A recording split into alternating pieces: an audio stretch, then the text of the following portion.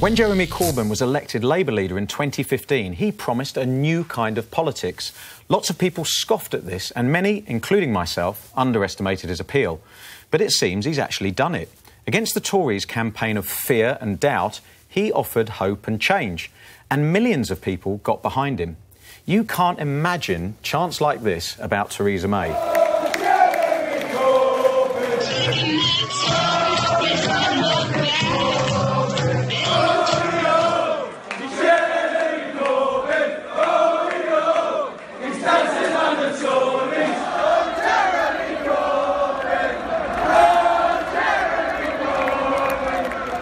Now, of course, he didn't win, but he brought a new narrative, and in the process, he got lots of young people engaged in politics.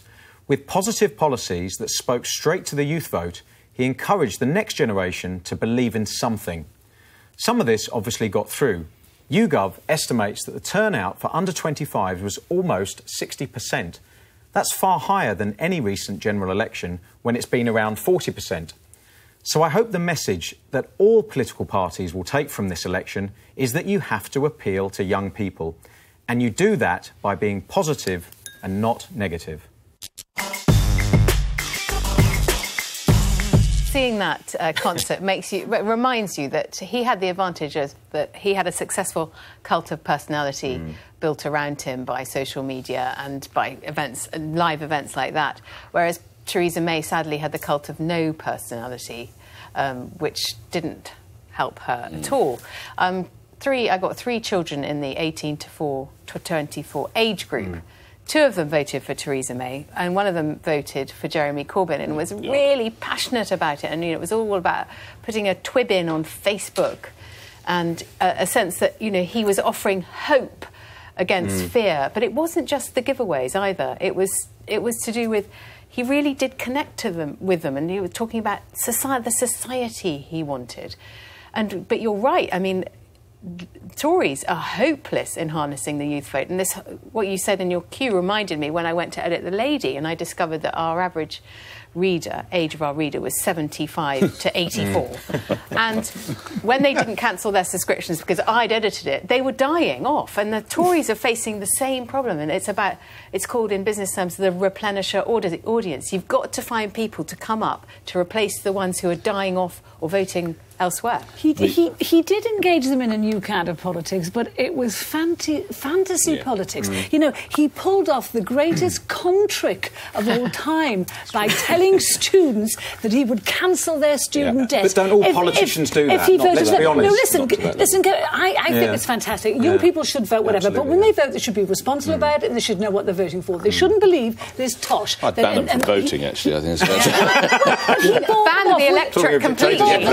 Yes, that's what I meant. Promise that was uncosted and could never be fulfilled. Absolutely, totally uncosted. Absolutely, totally fantasy. A load of balls. Absolutely, I'll tell you what, like every manifesto. No. Since time began. The only thing they didn't say is vote Labour and we'll give you a free laptop. That's the only bloody trick they didn't come up with. It's just nonsensical. You're being no, but it was quite interesting, wasn't it? That he knew how to appeal to the youth audience by cancelling tuition fees, by getting all of that.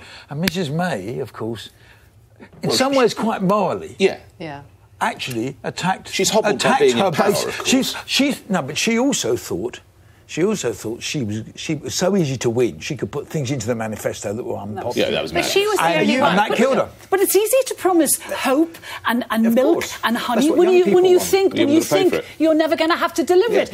No one was more surprised about Corbyn's success in this election than Labour itself. Their own polling people didn't predict this, and they didn't believe the exit poll themselves on the very night. But so it's easy to promise the earth when you're never going to have to deliver. Aren't you completely dismissing the intelligence of young people, saying that it was all based on on targeted manifesto promises that aren't costed properly? Not dismissing them. Ultimately, the difference is, everyone's cynical about manifestos. I really believe that. Everybody knew there was enough argument, there was enough debate about the money tree and those sorts of things to tear holes in Labour's manifesto, but still young people connected with them. To Rachel's point, there was a certain amount of momentum, and I don't use that as ironically, because momentum, the part of that party, had a big part to play in it. They didn't spend a huge amount of money, but they knew how to activate. They knew how to target through social media by promising things that could never happen. Every analyst who's looked at Corbyn's policies, his manifesto, has said it would have bankrupted the country. Yeah, but I'm not dissing their intelligence. I think they are politically naive. Yeah. They're young. Yeah.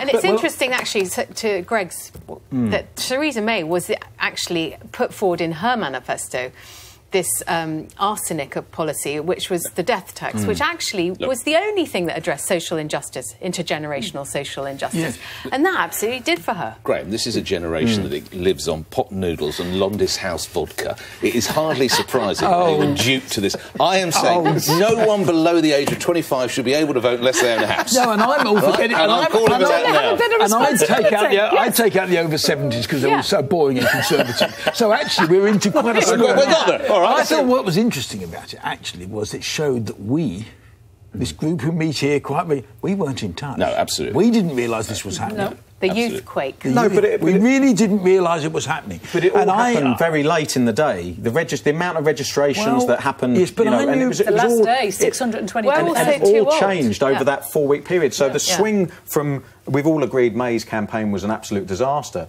But the Labour campaign... Despite the falsehoods of the manifesto, it's still engaged with people. And I think that young people, were actually finally having something that they could get behind and were angry enough to be motivated to want to do something about it, albeit too late. If you go back to 1945, I mean, just that's a long time. It's even before me. But go back to 1945. Questionable. I mean, you would have said that about Labour's manifesto after the war. You'd have said this can't possibly be a way forward. The economy is a disaster, and yet they did. They stood on it, and they did it. The NHS, housing, social welfare, all those things. They did them. I think actually some of what Labour was talking about was deliverable. I also think it was a very clever manifesto.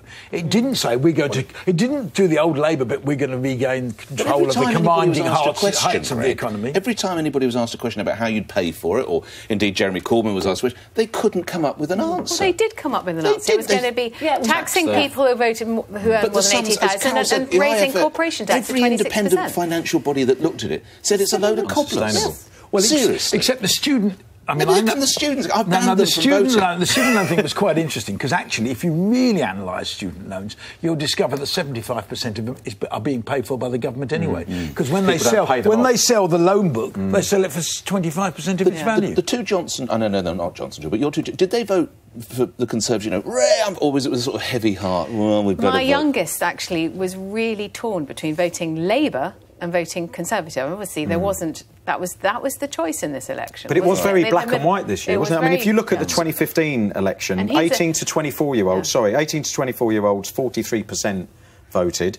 This is polled, so it's estimated. Only 43% of 18 to 24-year-olds That's in 2015. And here in this election, 58%. Yeah. So, I mean, that's a huge jump in a short period. And I think that is because it's people that were so polarised. But if they struggle to get kids who've got two uncles in the cabinet, no wonder the Conservatives have got bloody problems when you think about it. I mean, as you might have read my column last week on this very subject. I never miss your column. I never miss it. You've got a test coming up. The problem is it means you have to buy the Mail on Sunday. Yeah. You don't do it on a matter of principle. We've all got to buy newspapers, so we're going to be talking about Nick's topic.